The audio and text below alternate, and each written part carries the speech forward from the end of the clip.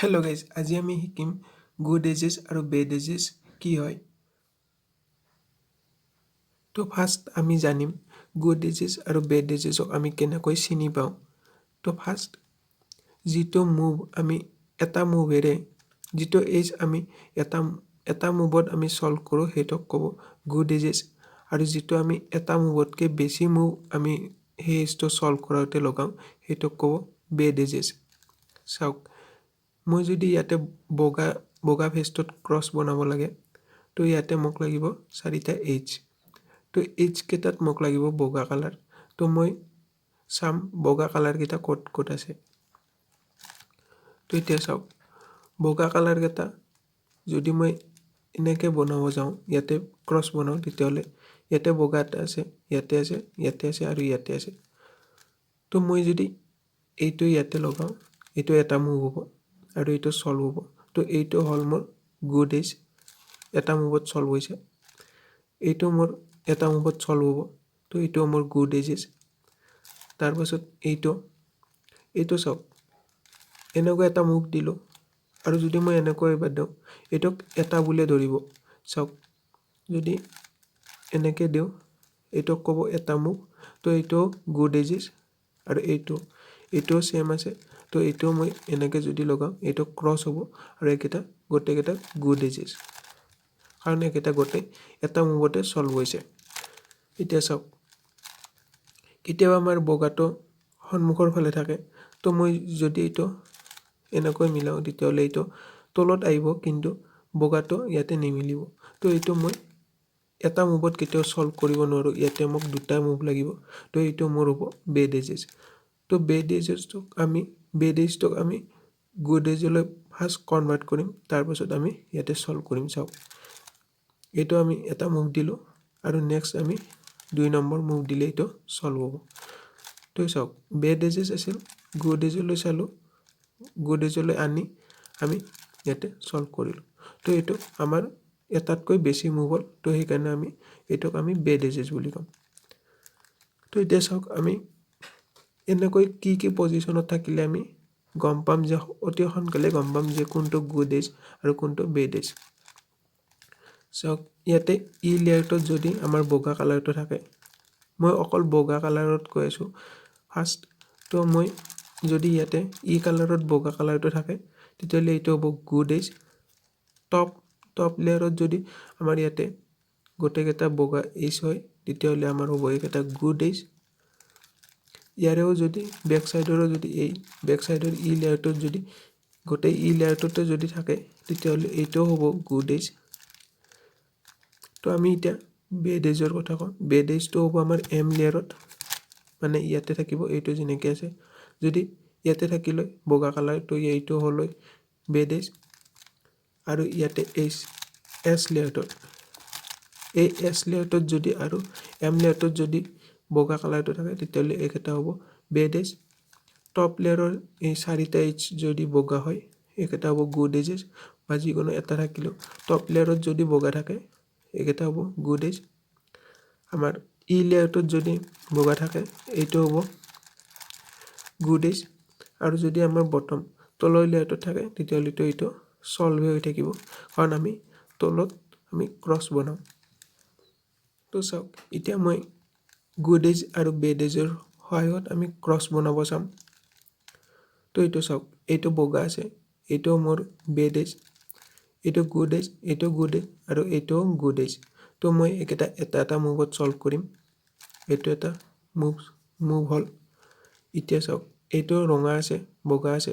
যদি মই ডাইৰেক্ট ইয়াতে সলভ কৰোঁ ইয়াতে সেউজীয়া আছে, তো সেউজীয়াৰ অপজিট সদায় নীলা থাকে। তো এইটো ৰঙা হ'ব, ৰঙাটো নহয়। ইয়াতে যদি সেউজীয়া হয় ইয়াতে কমলা হ'ব, এইটো কমলা আছে। তো মই ইয়াতে সলভ কৰিলোঁ, ইয়াতে নীলা হ'ব। এই নীলা যিটো এইচ আছে এইটো বেড এজ হৈ আছে, এইটোক মই গুড এজলৈ কনভাৰ্ট কৰিম।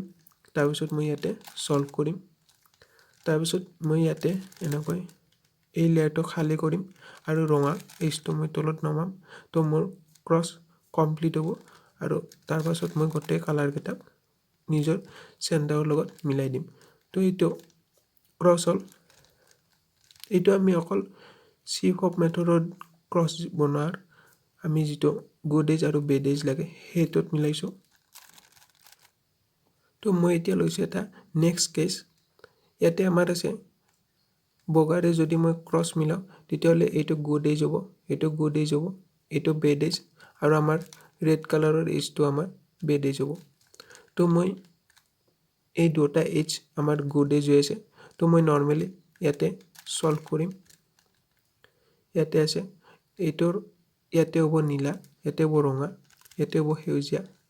তো মই ইয়াতে নীলা আছে, নীলাটো নীলা চেণ্টাৰৰ লগত অলৰেডি সলভ হৈয়ে আছে। তো মই ইয়াতে কমলাটো সলভ কৰিম আৰু নীলাটোক মই সলভ কৰিম। তাৰপাছত এইটো যিটো বেড এজ আছে এই বেড এজটো মই ইয়াতে সলভ কৰিম। তাৰপাছত মই এইটো নিজৰ সঠিক ঠাইত লৈ মই আৰু এই কমলাটো ইয়াতে লগাম। তো ইয়াতে হ'ল আমাৰ, তো এতিয়া আমাক লাগে ৰঙা এজটো, এইটো আমাৰ বেড এজ। এই বেড এজটোক চাওক ইয়াতে লাগে। তো মই কেনেকৈ আনিম, ফাৰ্ষ্ট মই ইয়াতে ইউ ৰিভাৰ্চ কৰিম। তাৰপাছত এই যিটো ৰঙা কালাৰ আছে এই নিজৰ চেণ্টাৰৰ লগত লগাম। এইটো হ'ব আমাৰ বেড এজৰ পৰা গুড এজ হ'ল। তো মই সলভ কৰিম আৰু এইটো যিটো আগৰ এক্সেল চাইজলৈ লৈ আহিম। তো এনেকৈ ক্ৰছ হ'ব। তো এতিয়া মই এটা লৈছোঁ নেক্সট কেছ, আৰু এই কেছটোত আমি সলভ কৰিম ক্ৰছ। তো মই এতিয়া গুড এজ আৰু বেড এজৰ সহায়ত সলভ কৰিম। তো এতিয়া মই এডভান্স কিছুমান ট্ৰিক্স আছে, সেই এডভান্স ট্ৰিক্সত আমি সলভ কৰিব ট্ৰাই কৰিম। তো চাওক ইয়াতে এটা আছে গুড এজ, এইটো বেড এজ, এইটো বেড এজ আৰু এইটো গুড এজ। তো চাওক যদি মই এই গুড এজটো ইয়াতে সলভ কৰোঁ, ইয়াতে কমলা আহিল। তো ইয়াতে আমাক সেউজীয়া লাগে, যিটো আমাৰ এইটো আছে অলৰেডি। ইয়াতে আছে নীলা আৰু ইয়াতে লাগিব ৰঙা। তো মই এতিয়া চাওক যদি আমি এডভান্স কিছুমান ট্ৰিক্সত সলভ কৰিব যাওঁ, মই এইটো ডাইৰেক্ট সলভ কৰিব পাৰোঁ। তাৰপাছত ইয়াতে আছে, ইয়াতে আমাক লাগিব নীলা। তো মই নীলা কালাৰটোক যদি মই এইফালে ৰাখোঁ, ৰাখি পেলাই যদি মই এনেকৈ দিওঁ, অপজিট ছাইডত লৈ যাওঁ, তাৰপাছত ইয়াতে মোক লাগিব ৰঙা। তো মই ৰঙাটো এবাৰ সলভ কৰিম আৰু এবাৰ কাটি পেলাই এই নীলাটো যেতিয়া ইয়াতে আহিব, মই নীলাটো ইয়াতে লগাই মই এনেকৈ সলভ কৰিব পাৰিম। তো আমাৰ ক্ৰছ কমপ্লিট হ'ল। তো মই নিজৰ এক্সেল যিটো আমাৰ চেণ্টাৰৰ লগত এইজটো আছে সেই এইজৰ কালাৰৰ লগত চেণ্টাৰটো মিলাই দিম। তো এনেকৈ আমাৰ ক্ৰছ কমপ্লিট হ'ব। তো এতিয়া চাওক আমাৰ এনেকুৱা এটা কেছ আহিব পাৰে, ইয়াতে আমাৰ গুড এজ আছে, ইয়াতেও গুড এজ, ইয়াতেও গুড এজ আৰু ইয়াতেও গুড এজ আছে। এতিয়া চাওক যদি মই ডাইৰেক্ট সলভ কৰোঁ, ইয়াতে নীলা আনো, ইয়াতে সেউজীয়া আছে, সেউজীয়াটো মই তলত লগাব পাৰোঁ। তো এইটো আমাৰ একেবাৰে সহজ হ'ব। চাওক ইয়াতে কমলা আছে, যদি মই কমলা আৰু ৰঙাটো ফাৰ্ষ্ট সলভ কৰিব যাওঁ তেতিয়াহ'লে মোৰ গোটেই যিটো আমাৰ এইচ আছে গোটেইটো খেলি মেলি হ'ব আৰু মই বেছি সময় লাগিব সলভ কৰাওঁতে, ইয়াতে ক্ৰছ বনাওঁতে। তো অতি সোনকালে কেনেকৈ পাৰিম চাওক, মই ফাৰ্ষ্ট নীলাটো ইয়াতে সলভ কৰিলোঁ। এতিয়া চাওক এতিয়া কৰিম মই সেউজীয়া, সেউজীয়াটোক মই ডাবল মুভ দিম, ডাবল আমি এফ লগালে এইটো আমাৰ সলভ হ'ল। আৰু আমাক যিটো এতিয়া লাগিছিল কমলা, তো এই কমলাটো আহি গ'ল। চাওক এনেকৈ আছিল, মই ডাবল লগালোঁ, তো এই কমলাটো ইয়াতে আহিল, ইয়াতে আছিল, ডাবল লগোৱাৰ পাছত ইয়াতে আহিল। তো মই ইয়াতে ডাইৰেক্ট সলভ কৰিম আৰু এইটো ৰঙা। তো মই এইজকেইটাক নিজৰ চেণ্টাৰত লগাম। তো এনেকৈ আমি গুড এজেছ আৰু বেড এজেছ চিনি পাওঁ, আমি বিচাৰি ওলাব পাৰোঁ। তো এনেকৈ আমি বিচাৰি পেলাই ক্ৰছ বনাওঁ চিফ অফ মেথডত। তো এতিয়া আমি জানিব লাগিব গুড এজেছ আৰু বেড এজেছ আমাৰ কি কি মেথডত আমাক প্ৰয়োজন হয়। চাওক গুড এজেছ আৰু বেড এজেছটো হ'ল আমাৰ যি মেথডৰ কাৰণে আমি যদি যি মেথডত আমি গোটেই কিউবটো সলভ কৰোঁ, তো আমাক অতি প্ৰয়োজন হ'ব গুড এজেছ আৰু বেড এজেছৰ।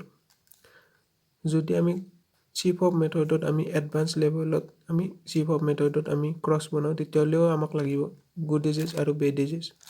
আৰু যদি আমি মেথডত কিউবটো সলভ কৰোঁ, তো আমাক লাষ্ট যিটো আমাৰ মিলাব লাগে তাত আমাক লাগিব গুড এজেছ আৰু বেড এজেছ। তো গুড ডিজিজ আৰু বেড ডিজিজ জনাটো অতি প্ৰয়োজন এটা এডভান্স কিউবাৰৰ কাৰণে। তো এইখিনি আছিল আজি গুড ডিজিজ আৰু বেড ডিজিজৰ বিষয়।